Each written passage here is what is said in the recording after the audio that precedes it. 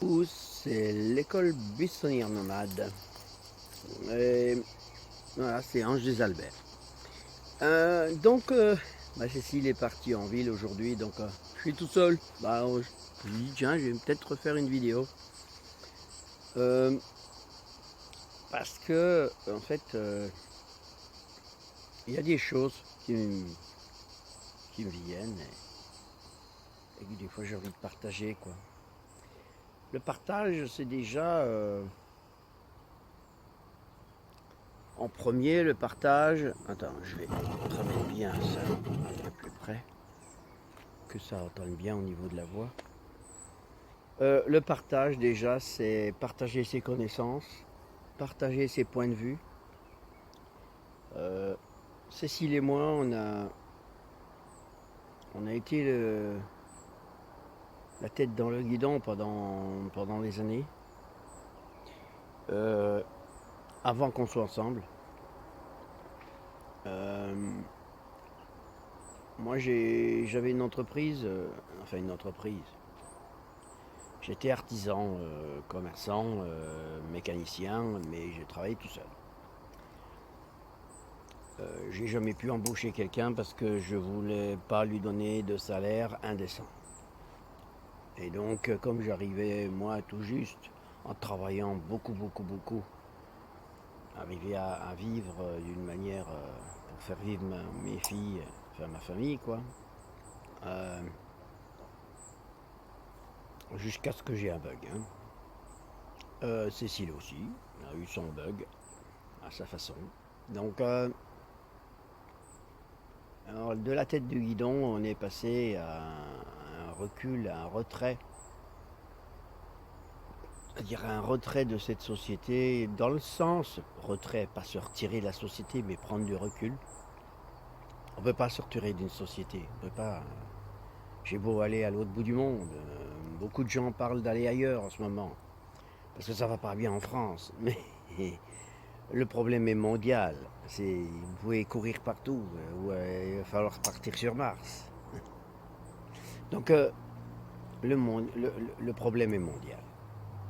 Pourquoi? Parce qu'on a voulu une économie mondiale. On a voulu une économie mondialisée. On a voulu un partage mondialisé. Sauf que le partage mondialisé, il s'est fait par le capitalisme, donc par le capital, par l'argent, donc le vol de l'art des gens pour en faire de l'argent, ce qui fait qu'à un moment donné, évidemment, ça ne peut que ne pas être viable, hein, ça peut que aller que capituler, parce que c'est en fait la corruption généralisée, d'accord? C'est de la corruption généralisée, mondiale, à tout niveau, à tout niveau. Pourquoi? Parce que quand moi j'étais garagiste, j'étais corrompu. Mécanicien, commerçant, vendre des pièces, vendre des voitures, j'étais corrompu, d'accord? La corruption, par l'argent. C'est-à-dire que mon art, à travers mon travail, j'en ai fait de l'argent, qui n'a rien à voir avec l'art. Euh, un savoir-faire ne doit pas devenir... je ne dois pas me corrompre dans mon savoir-faire. Je ne dois pas devenir l'esclave de mon savoir-faire. Je ne dois pas devenir l'esclave des autres. Je ne dois pas devenir l'esclave d'une société. Je ne dois pas... Voilà. Et c'est l'individu qui doit être attentif à ne pas se corrompre, vendre son âme au diable, comme on dit. Et donc, c'est une vigilance, mais comme évidemment dans les écoles, l'ensemble de la communauté dans laquelle on est nous montre que c'est ça la voie, qu'on doit être corrompu. Hein, c'est judéo-chrétien, c'est-à-dire tu te sacrifies toute ta vie et tu auras le paradis quand tu seras mort. Donc, alors qu'on vit dans un paradis, nous naissons dans un paradis, nous naissons dans ce paradis, et on en fait un enfer, nous-mêmes. Il n'y a personne qui fait que ça devient un enfer. C'est nous, hein, en tant qu'individus, et d'une manière collective, puisque les croyances collectives, les cultures collectives, les cultures sont des croyances. Et oui, c'est ce qu'on appelle culture. Évidemment, à un moment donné, ces croyances nous montrent que ce ne sont que des croyances. C'est-à-dire, on doit revenir à la réalité et quitter l'illusion des croyances pour revenir sur la réalité que, ça ne peut pas marcher. Ça ne peut pas marcher, pourquoi? Parce que la nature qui est autour de moi m'apprend régulièrement, et attention, j'inclus toute l'humanité dans le mot nature. C'est-à-dire que la nature, les arbres, mais aussi les humains, qui sont tout autour de moi sur cette planète, eh bien oui, effectivement, je les inclus dans ce contexte naturel.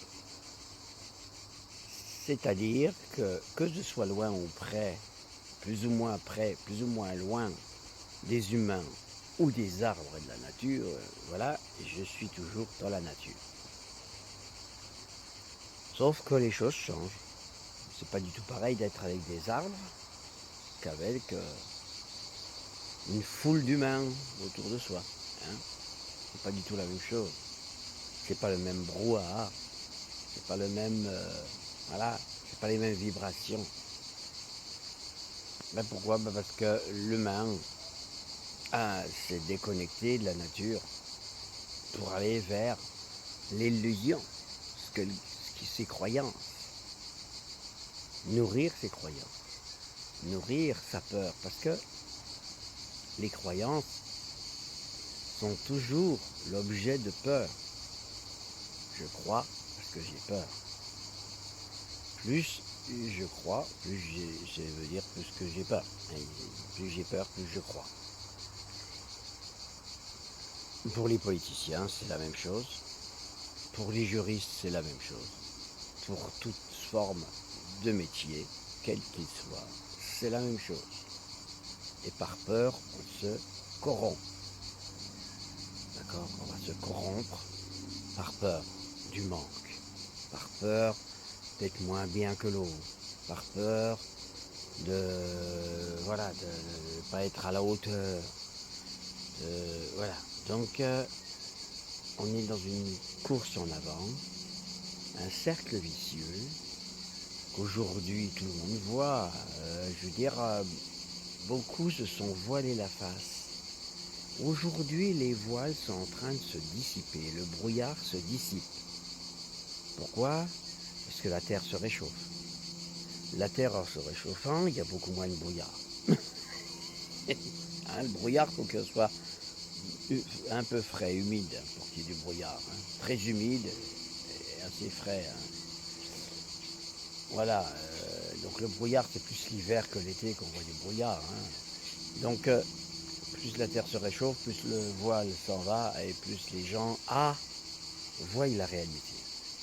Alors qu'est-ce qu'ils voient comme réalité? Ils voient la réalité qu'ils ont eux-mêmes créée dans leurs croyances.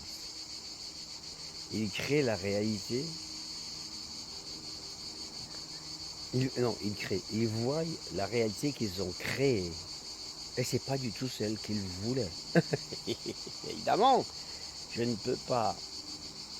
Dans ma croyance, il est impossible de créer quelque chose qui va me convenir. Eh oui, je vais vouloir créer des choses à l'inverse de ce que je vis. Donc en opposition, je vais créer des choses en croyant qu'elles seront bonnes pour moi et les autres. Et je me rends compte, effectivement, que je suis en opposé, c'est-à-dire qu'elles ne sont pas meilleures.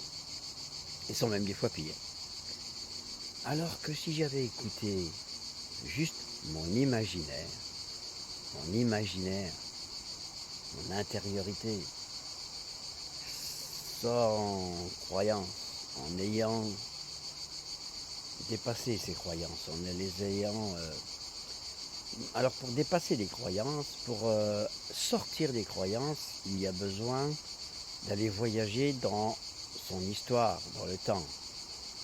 Parce que dans l'histoire et dans le temps, nous retrouvons notre histoire. en tant qu'individu, mais en tant que collectivité. Et donc nous allons trouver les clés et la compréhension de ce que je vis aujourd'hui. Je vais trouver comment trouver les clés pour justement ne pas être dans le piège que l'on voudrait bien, dans lequel l'humain s'est mis. L'humain s'est enfermé dans un cercle vicieux qui le piège. Qui le piège par rapport à ses croyances. Ses croyances sont en train de le piéger. Bien sûr, un gars comme tous les chefs d'État aujourd'hui sont des gens dans la tête dans le guidon, qui sont dans la croyance de bien faire, qui veulent absolument faire tout à fait autrement que ce qu'il s'est fait jusqu'alors. Donc ils cassent tous les principes, ils cassent tout pour voilà, essayer de faire ce que eux pensent que ça sera mieux. La croyance fait que on va vers quelque chose qui sera pas mieux. Alors où se trouve ce mieux? La chose extraordinaire et positive de ce monde d'aujourd'hui, et c'est ça qui est un monde extraordinaire, multidimensionnel, c'est que, parce que évidemment il y a des lanceurs d'alerte, mais qui sont très pessimistes. Les lanceurs d'alerte en général ne sont pas très positifs, ils sont plutôt assez pessimistes. Et l'optimisme, c'est comme si on le voyait tout doucement fondre comme chagrin, quoi, comme on dit. Hein. Donc, pourtant l'optimisme, mais c'est dans le chaos que d'autres formes, d'autres possibles apparaissent. Donc ces autres possibles, c'est nous, créateurs, qui allons les créer, soit dans les croyances, et là, ça va recréer d'autres choses avec d'autres cercles vicieux qui vont un jour montrer que non, c'est pas la bonne voie. Et comme aujourd'hui les choses vont très vite, très très vite, on a le résultat très vite. Donc, alors que si je vais vers de la créativité en étant dans mon imaginaire, dans ma créativité, dans ma rêverie, c'est là que je vais être juste. C'est là que je serai dans un cercle vertueux. Et c'est là que j'aurai les meilleurs résultats. Enfin, pas résultats financiers. Hein. La nature n'a jamais inventé les billets de banque. Elle n'a jamais inventé... voilà, elle est en interactivité. Tout le temps en interaction entre tout. Chérie, c'est de l'interactivité. L'interactivité demande 0 centime d'euro, de dollar ou de yen ou de je sais pas quoi. Zéro. Zéro. Donc, voilà. Donc, comme j'ai déjà souvent dit, on est 8 milliards de personnes sur Terre aujourd'hui. 8 milliards de personnes, au lieu de s'entretuer, de vouloir se bouffer les uns les autres, si 8 milliards de personnes étaient dans le don et le partage, il y aurait 8 milliards de personnes qui recevraient ce don et ce partage. Et là, on serait dans un truc hyper vertueux. Bien sûr, il n'y a plus de hiérarchie. Ce monde n'a aucune hiérarchie, n'a plus de discipline. Il n'a plus besoin. Il n'y a plus de loi. Il n'y a plus besoin. Il n'y a plus besoin. 8 milliards de personnes dans le don et le partage. Il n'y a plus besoin. Il n'y a plus besoin de tout ça. On aura un monde beaucoup plus riche et vertueux que celui qu'on a aujourd'hui. Riche ne veut pas dire que j'aurai plein d'argent. Ça veut dire que nous serons tous sur cette planète, au niveau mondial, heureux de vivre sur cette planète, dans ce paradis mondial. Ah, bah oui. Bah oui, parce qu'on sera plutôt en train de créer. Quand on crée, on construit. On ne détruit pas. Quand on est dans l'imaginaire de sa création, nous construisons. Nous construisons des choses vertueuses, non des choses destructrices. Alors, je voulais aussi parler, parce qu'on me dit beaucoup ça en ce moment, sur ce terrain, là où on est, là, on est en train tout simplement de... On est en train de faire des travaux, bon, enfin des trucs. Et on a des voisins qui disent ouais, mais est-ce que vous pensez aux générations futures, patati patata, par rapport à ci, par rapport à ça. Alors je lui dis ben, les générations futures,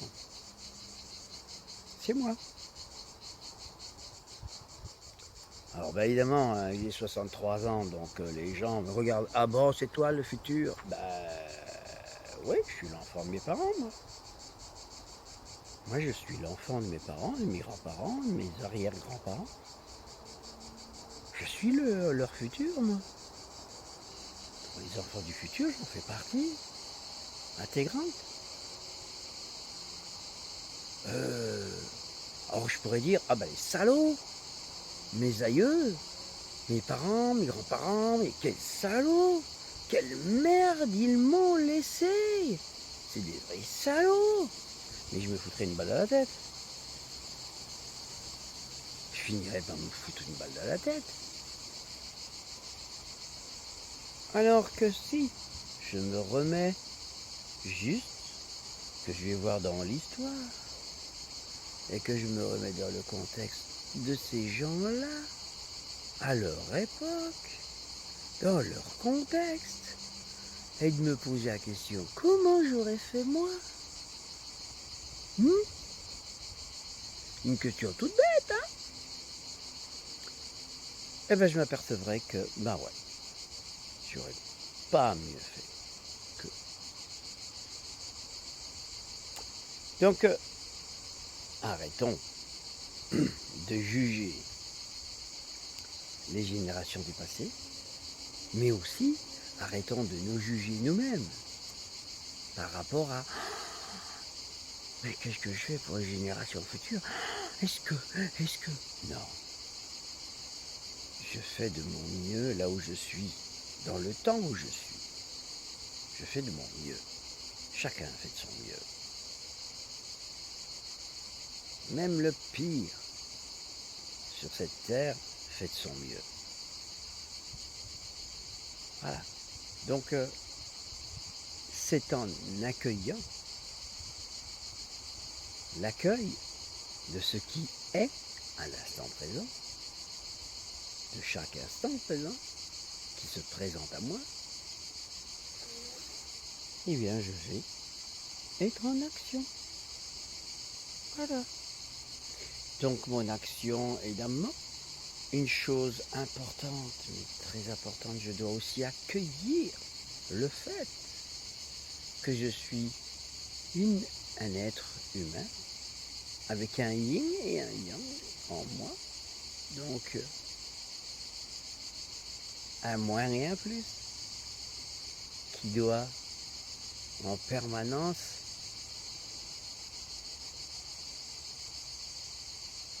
la vie c'est ça, ça bouge tout le temps, le plus le moins, le plus le moins, le plus le moins.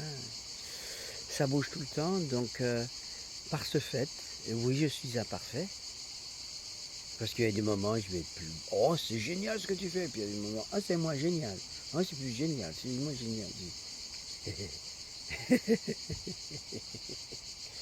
C'est ça, la vie et la créativité. Arrêtons de juger la vie. Parce que si nous continuons comme ça à juger la vie, et qu'on veuille le parfait, et dans la croyance que les gens qui sont morts sont plus parfaits que nous, parce qu'ils ne font plus rien de mal, Que le néant est mieux. Ben non, puisque pour quelle raison? Alors vous allez dire, ah je crois à la réincarnation. Non, je crois à l'éternité. Je crois à l'éternité de la vie. Sous toutes ses formes. Pour l'instant j'ai la forme là. Mais mes cellules, elles ont des milliards d'années. Toutes nos cellules, elles ont des milliards d'années. Nos atomes ont des milliards d'années de connaissances et de savoir. C'est pas parce que j'ai la forme là aujourd'hui que je suis une forme plus intelligente que la cellule qui a des milliards d'années. Pas du tout. C'est l'ensemble cellulaire qui me constitue, l'intelligence multiple cellulaire qui fait, et atomique, qui fait ce que je suis là aujourd'hui. Mais voilà, la vie c'est ça. Donc la vie, je vais continuer, ma conscience, mon être va continuer à évoluer dans d'autres formes et grandir sous d'autres formes. Nous ne sommes pas obligés de rester sous une forme humaine. Donc voilà, la vie, donc arrêtons de juger nos anciens, parce que si on arrête de juger nos anciens, on va arrêter de s'inquiéter pour le futur, pour les enfants du futur, parce qu'on ne les aide pas. Si déjà, à ce moment, on culpabilise pour les générations futures, ça veut dire qu'on est en train de leur foutre sur le dos des tas de problèmes, en s'inquiétant pour eux. On ne va pas les aider, ça ne va pas être vertueux pour eux.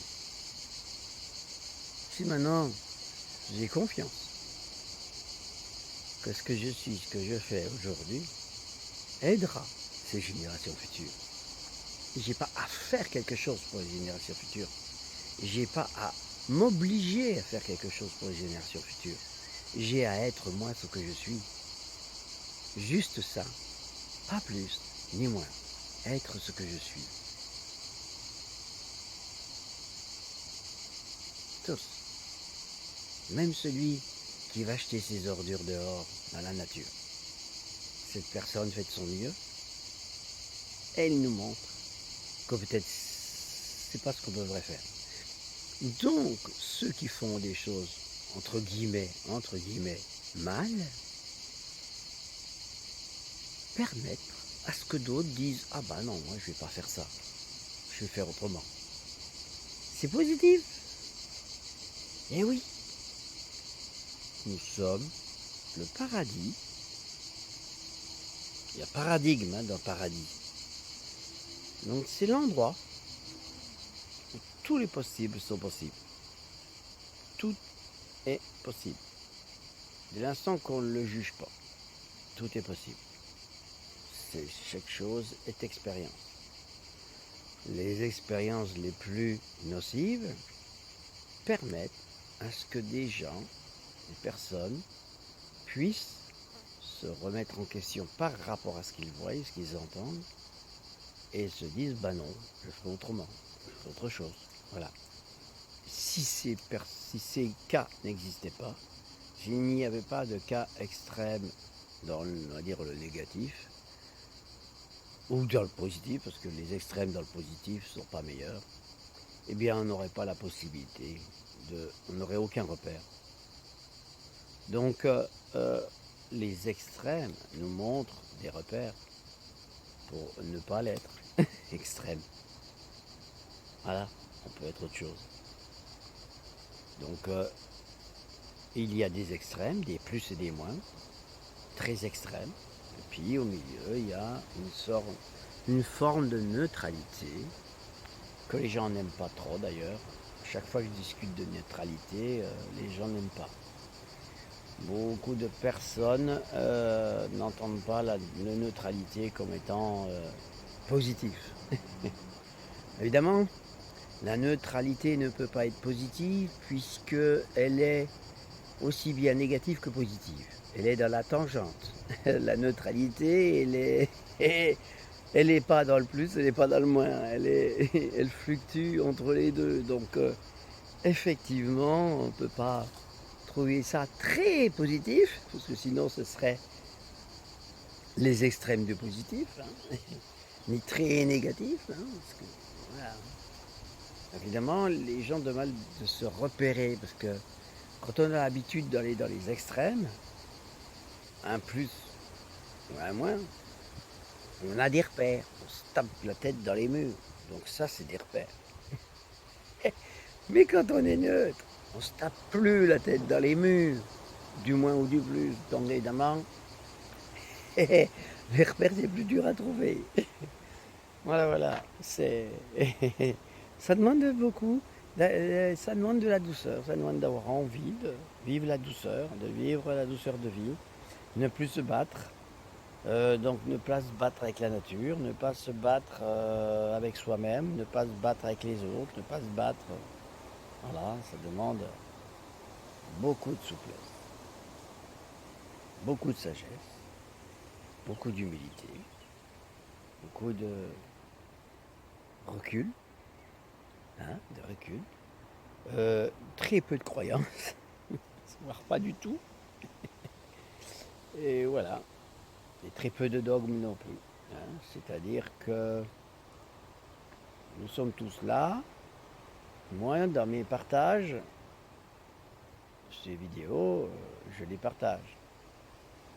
Je regarde les commentaires. Et en même temps, mes vidéos, si vous les regardez depuis le début jusqu'à maintenant, j'ai une forme d'évolution. J'ai une forme de... Voilà, à ma vitesse à moi. C'est-à-dire... parce que la vitesse, elle est déterminée par soi. C'est-à-dire la vitesse dans laquelle je vis n'est pas la même que celle des autres. Voilà, ça dépend de moi. Qu'est-ce que je fais de ma journée, qu'est-ce que je fais de ma vie, et qui fait que ça va passer plus ou moins vite, et je vais être plus ou moins content de ma journée, plus ou moins, comment dire, si je passe des journées à rien faire, machin, oisive et tout, je vais me dire merde, j'ai encore rien fait aujourd'hui. Ah merde, j'ai encore rien fait aujourd'hui. Et en fait, le temps, il n'est pas, comment dire, ça va pas être le même que quelqu'un qui tous les jours dit ah bah j'ai fait ça un petit peu, un petit peu, mais je l'ai fait. Ah je suis content, j'ai fait ça. Aujourd'hui j'ai fait ça. Ah, aujourd'hui j'ai fait ça. Ah je suis content. J'ai pas fait grand chose, mais j'ai fait un petit peu. Et ce petit peu, je suis content parce que en plus comme j'ai pas été très vite, que je me suis pris mon temps pour le faire, je l'ai fait bien. Je suis content. Si je fais trop vite, je vais faire des erreurs, je vais devoir recommencer. Et puis, peut-être que des années après, je vais dire, je me suis complètement planté, oh là là, ça a un gros impact sur ça ou ça ou ça. Bon, donc je dois rectifier. Donc le temps n'est pas le même pour chacun de nous. Chaque individu vit un temps particulier. C'est pour ça qu'il y en a qui vieillissent plus ou moins vite. C'est pour ça qu'il y en a qui... voilà. Oui. Il y en a qui très jeunes vont être comme des petits vieux. Et des petits vieux qui vont être très jeunes.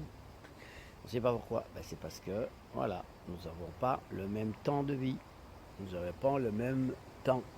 Nous ne sommes pas dans les mêmes vitesses. C'est comme les astres. Les planètes n'ont pas les mêmes vitesses de rotation. Elles n'ont pas les mêmes vitesses de... Elles ont... Voilà. Donc, chaque étoile, chaque planète,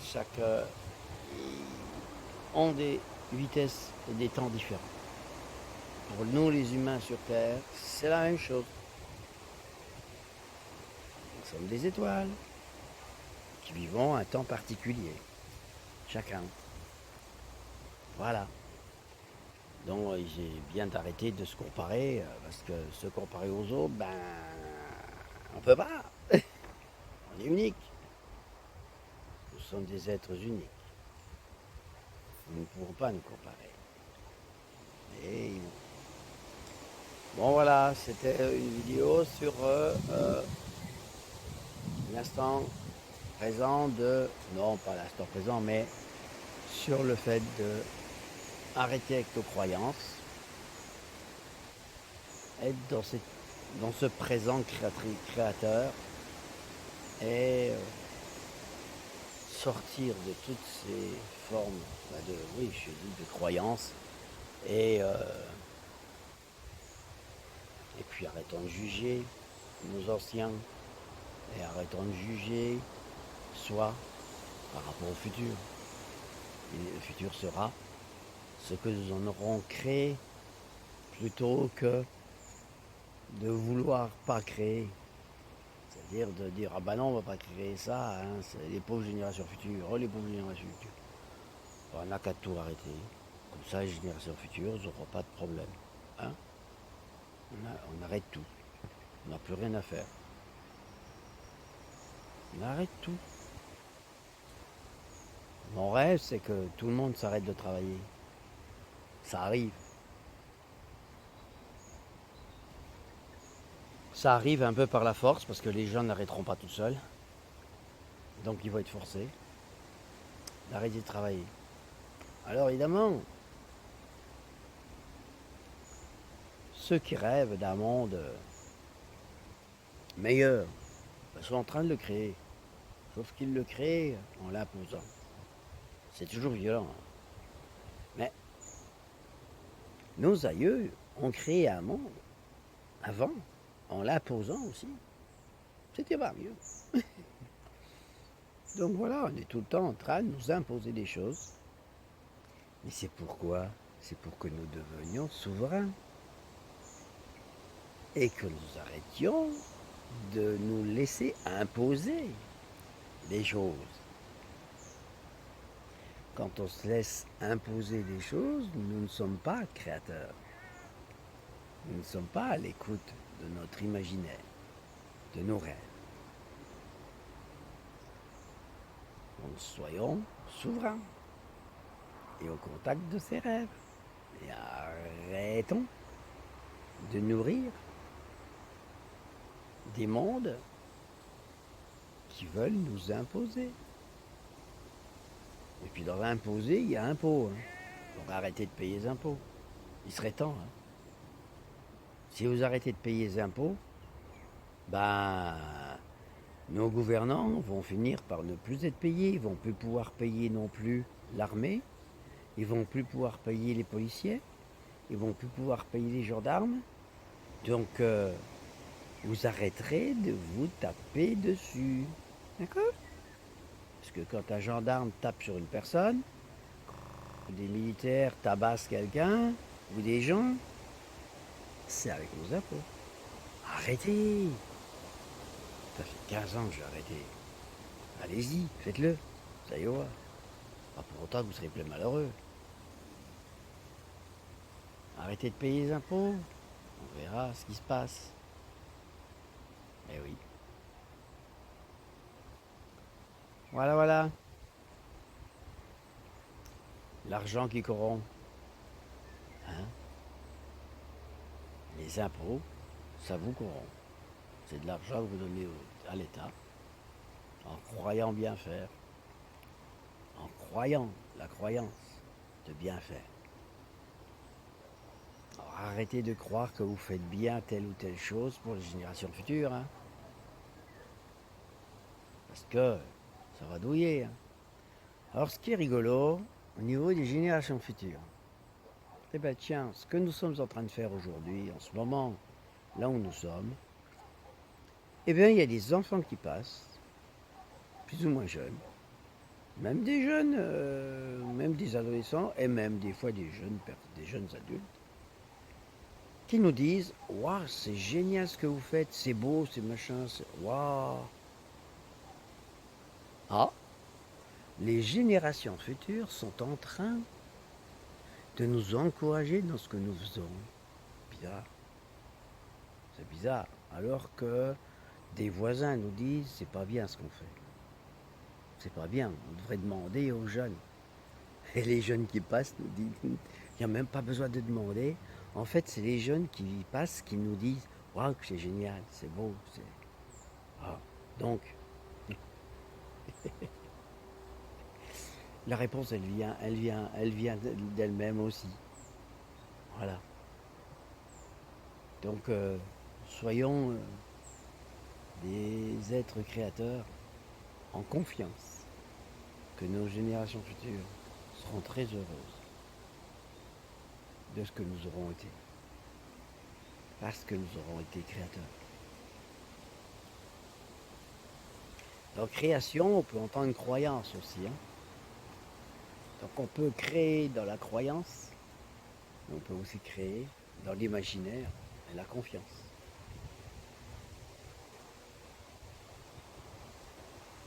Voilà, voilà.